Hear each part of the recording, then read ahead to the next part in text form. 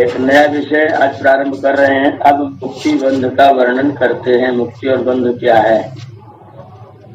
तो सबसे पहले प्रश्न किया, मुक्ति किसको कहते हैं? तो उत्तर दिया, मुंचन्ति पृथक भवन्ति जना यस्याम सा मुक्ति। जिसमें मुंचन्ति माने छूट जाते हैं, पृथक भवन्ति माने अलग हो जाते हैं, जना माने लोग, यस्याम जिसमें, सा मुक्ति वह मुक्ति है। जिसमें छूट जाना हो उसका नाम मुक्ति है। प्रश्न किया, किससे छूट जाना? उत्तर दिया, जिससे छूटने की इच्छा सब जीव करते हैं। प्रश्न किया, किससे छूटने की इच्छा लोग करते हैं? बोले जिससे छूटना चाहते हैं। लेकिन किससे छूटना चाहते हैं? उत्तर दिया, सुख से सब लोग छूटना चाहते हैं। छूटकर किसको प्राप्त होते हैं और कहाँ रहते हैं? उत्तर दिया, सुख को प्राप्त होते हैं और ब्रह्म में रहते हैं। जब मुक्त हो जाते हैं तो सुख को प्राप्त होते हैं और ब्रह्म में रहते हैं। प्रश्न किया, मुक्ति और बंध किन किन बातों से होता है? संक्षेप में इसका उत्तर दे रहे हैं। परमेश्वर की आज्ञा पालन करने से मुक्ति होती है। अधर्म, अविद्या, कुसंग, कुसंस्कार, बुरे व्यसनों से अलग रहने और सत्य भाषण, परोपकार, विद्या, पक्षपात रहित न्याय, धर्म की वृद्धि करने, पूर्वोक्त प्रकार से परमेश्वर की स्तुति, प्रार्थना और उपासना अर्थात योगाभ्यास करने, विद्या पढ़ने पढ़ाने और धर्म से पुरुषार्थ कर ज्ञान की उन्नति करने, सबसे उत्तम साधनों को करने और जो कुछ करे वह सब पक्षपात रहित न्याय धर्मानुसार ही करे, इत्यादि साधनों से मुक्ति और इनसे विपरीत ईश्वर आज्ञा भंग करने आदि काम से बंध होता है। ईश्वर आज्ञा का भंग करेंगे तो बंधन होगा और ईश्वर आज्ञा का पालन करेंगे तो मुक्ति होगी। प्रश्न किया, मुक्ति में जीव का लय होता है, विद्यमान लय में नाश हो जाना। तो मुक्ति में जीव का नाश हो जाता है, विद्यमान रहता है? उत्तर दिया, विद्यमान रहता है। फिर प्रश्न किया, कहाँ रहता है? बोले ब्रह्म में। प्रश्न किया, ब्रह्म कहाँ है? और वह मुक्त जीव एक ठिकाने रहता है, वह स्वेच्छाचारी होकर सर्वत्र विचरता है। उत्तर दिया, जो ब्रह्म सर्वत्र पूर्ण है उसी में मुक्त जीव अव्याहत गति अर्थात उसको कहीं रुकावट नहीं, विज्ञान और आनंद पूर्वक स्वतंत्र विचरता है। इस सौरमंडल से अनेक सौरमंडलों में जहाँ तक ब्रह्म की शक्ति और सामर्थ्य है, जहाँ उसकी रचना है, वहां तक जीव स्वतंत्र होकर के घूमता है। प्रश्न किया, मुक्त जीव का स्थूल शरीर रहता है व नहीं रहता? उत्तर दिया, नहीं रहता। फिर वह सुख और आनंद भोग कैसे सकता है? उत्तर दिया, उसके सत्य संकल्प, स्वाभाविक गुण, सामर्थ्य सब रहते हैं। जो स्वाभाविक उसका गुण है, उसकी जो सामर्थ्य स्वाभाविक है वो उसके पास में रहती है। भौतिक संग नहीं रहता है। जैसे शतपथ में लिखा है, श्रवण श्रोत्रम भवति, सुनने के लिए कान होता है। स्पर्शयन त्वक भवति, स्पर्श के लिए त्वचा होती है। पश्यन चक्षुर भवति, देखने के लिए आंख होती है। रसयन रसना भवति, स्वाद लेने के लिए जीभ होती है। जिघ्रन घ्राणम भवति, सूंघने के लिए घ्राण होती है। मनवानो मनो भवति, विचार करने के लिए मन होता है। बोधयन बुद्धि भवति, ज्ञान प्राप्त कराने के लिए बुद्धि होती है। चेतयन चित्तम भवति, चेतन करने के लिए, याद दिलाने के लिए, स्मृति के लिए चित्त होता है। और अहं कुर्वाणो अहंकारो भवति, और मैं, मेरा ममत्व, मेरा प्रभु, इससे संबंध जोड़ने के लिए अहंकार होता है। मोक्ष में भौतिक शरीर ढोलक जीव के साथ नहीं रहते, किंतु अपने स्वाभाविक शुद्ध गुण रहते हैं। जब सुनना चाहता है तब श्रोत्र, स्पर्श करना चाहता है तब त्वचा, देखने के संकल्प से चक्षु, स्वाद के अर्थ से रसना, गंध के लिए घ्राण, संकल्प विकल्प करने के समय मन, निश्चय करने के लिए बुद्धि, स्मरण करने के लिए चित्त और अहंकार करने में अहंकार रूप अपनी स्वशक्ति से जीवात्मा मुक्ति में हो जाता है। और संकल्प इच्छा मात्र शरीर होता है, शरीर नहीं होता, केवल इच्छा मात्र होती है। जो उसका स्वाभाविक धर्म है, इच्छा द्वेष प्रयत्न सुख दुख ज्ञान आने। तो जैसे शरीर के आधार रहकर इंद्रियों के गोलक के द्वारा जीव स्वकार्य करता है, वैसे अपनी शक्ति से मुक्ति में सब आनंद भोग लेता है। प्रश्न क्या, उसकी शक्ति कै प्रकार की और कितनी है, ये ध्यान देने की चीज है, याद करने की चीज है। जीवात्मा की 24 शक्ति।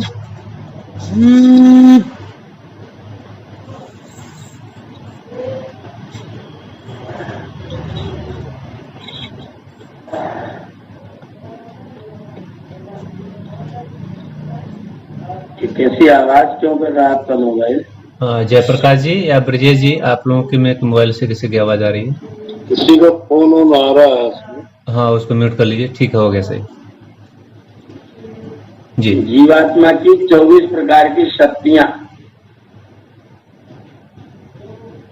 मुख्य एक प्रकार की शक्ति है, परंतु बल, पराक्रम, आकर्षण, प्रेरणा, गति, भीषण, भीषण माने डरना, विवेचन, विश्लेषण करना, क्रिया, उत्साह, स्मरण, निश्चय, इच्छा, प्रेम, द्वेष, संयोग, विभाग, संयोजक, विभाजक, श्रवण, स्पर्शन, दर्शन, स्वादन और गंध ग्रहण तथा ज्ञान, इन 24 प्रकार के सामर्थ्य युक्त जीव है। इससे मुक्ति में भी आनंद की प्राप्ति भोग करता है। जो मुक्ति में जीव का लय हो जाता तो मुक्ति का सुख कौन भोगता? और जो जीव का लय मानते हैं वे जीव के मुक्ति है कि दुखों से दूर अपने स्वर में जीव अंदर रहना।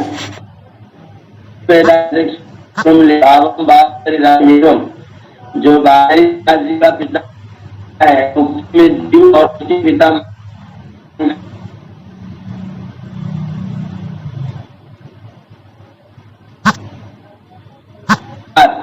और जैमिनी आचार्य मुक्त पुरुष का मन के समान सूक्ष्म शरीर, इंद्रियां, प्राण आदि को भी विद्यमान मानते हैं, अभाव नहीं मानते। द्वादशावत उभय विधम बादरायणो अतः, व्यास मुनि मुक्ति में भाव और अभाव दोनों मानते हैं, अर्थात दोष अविद्यादि क्लेश आदि का अभाव और जीव अंतःकरण आनंद प्राण इंद्रियों का शुद्ध भाव रहता है, अर्थात शुद्ध सामर्थ्य जीव मुक्ति में बना रहता है। अपवित्रता, पापाचरण, दुख, अज्ञान आदि का अभाव मानते हैं। यदा पंचावतिष्ठन्ते ज्ञानानि मनसा सा बुद्धिश्च न विचेष्टते तामाहु परमां गति। जब शुद्ध मन युक्त 5 ज्ञानेन्द्रियां जीव के साथ रहती हैं और बुद्धि का निश्चय स्थिर होता है, उसको परम गति अर्थात मोक्ष कहते हैं। यह आत्मा अपहत पापमा विजरो विमृत्यु विशोको विजिगित्सो अपिपासा सत्य कामा सत्य संकल्पा सोन्वेष्टव्य स विजिज्ञासितव्य सर्वांश्च लोकान् आप्नोति सर्वांश्च कामान् यस्तमात्मानमनुविद्य विजानाति की छांदोग्य उपनिषद का है। ये कई सारे वाक्य ऐसे ब्रह्मलोके त एव एतम देवा आत्मान उपासते तस्मात् तेषां सर्वे च लोका आत्ता सर्वे च कामाः सर्वांश्च लोकान् आपनोति सर्वांश्च कामान् यस्तमात्मानम् अनुविद्य विजानाति।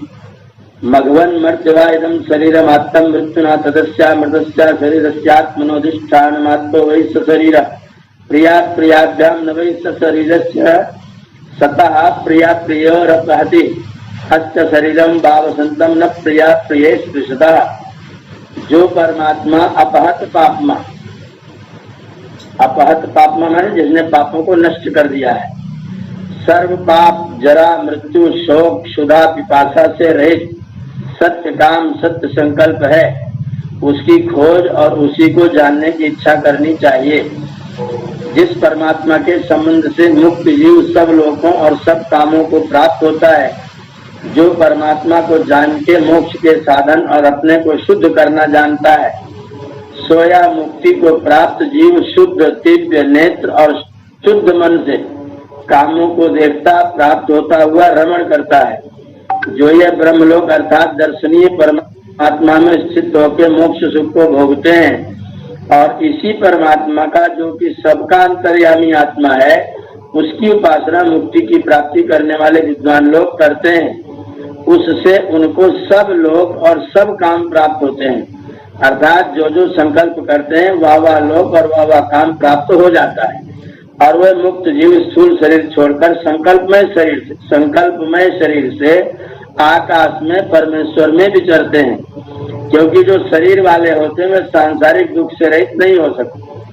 जैसे इंद्र ने प्रजापति से कहा है कि हे परम पूजित धनयुक्त पुरुष, यह स्थूल शरीर मरण धर्मा है, और जैसे सिंह के मुख में बकरी होए वैसे यह शरीर मृत्यु के मुख के बीच में है। तो शरीर इस मरण और शरीर रहित जीवात्मा का निवास स्थान है।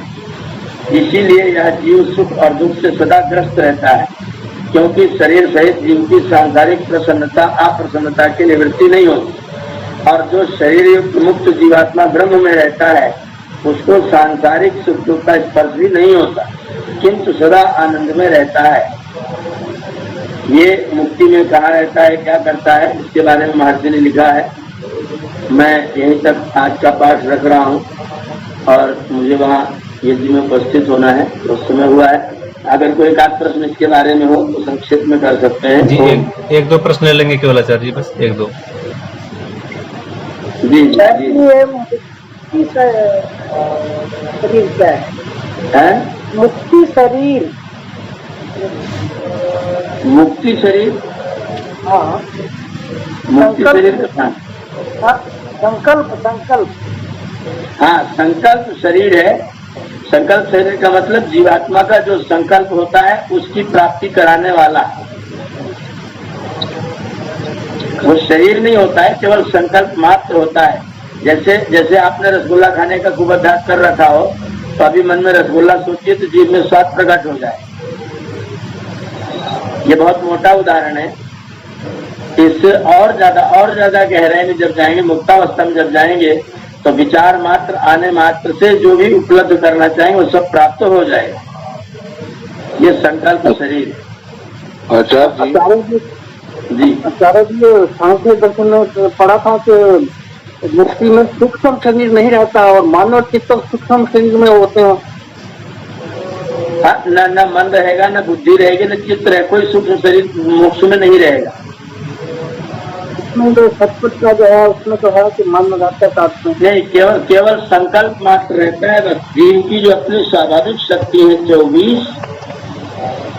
उन 24 शक्तियों से जीवात्मा मुक्ति का भोग करता है। मन इंद्रिया ऐसा कुछ नहीं रहती। आचार्य, उस 24 जो गुण दिखाए हैं उसमें तो कई चीजें ऐसी है जो कि बगैर किसी इंद्रिय के द्वारा नहीं प्राप्त होगी। ये अनुभव जब मुक्ति हो जाएगी तब आपको होगा, अभी नहीं। तो उसमें कई गुण तो ऐसे हैं जिसकी बगैर मतलब इंद्रियों के द्वारा नहीं प्राप्त होगा। वहाँ केवल भाव मात्र से वो चीज प्राप्त हो जाती है, इसमें इंद्रिय की आवश्यकता नहीं होती है। और ये तो मुक्ति का अनुभव करने के बाद ही पता चलेगा क्या क्या अनुभव कर सकते हैं। डॉक्टर साहब, गुड़ चीनी वाला प्रैक्टिकल हुआ होता है तभी संकट नहीं आता है। करवाया नहीं आपने, अब तो आप ही के ऊपर पड़ा हुआ है। नंद गार्डन बैठा हूँ मैं, ललकारी मत मुझे। अरे तो ना, हम तो बहुत दूर बैठे हैं, 700 किलोमीटर से। आपको पता रहता है कि आप भाग लेते हैं। आप मुरादाबाद में, हम और आप पास में हैं आज।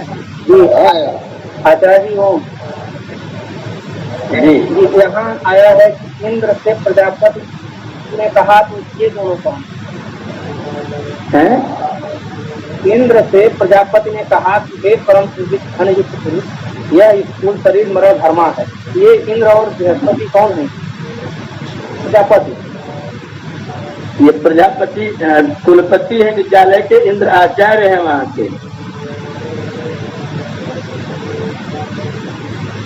प्रजापति महाविद्यालय के कुलपति हैं और इंद्र आचार्य हैं। उनकी बातचीत आपस में दर्शाई गई है छांदोग्य उपनिषद में। इंद्र और प्रजापति जी, माने आचार्य जी कुलपति जी से बातचीत कर रहे हैं। प्रजापति कुलपति है विद्यालय का। इसके अलावा 2 इंद्राचार्य और है, उसमें कंफ्यूजन कर रहे हैं सुनील कुमार जी।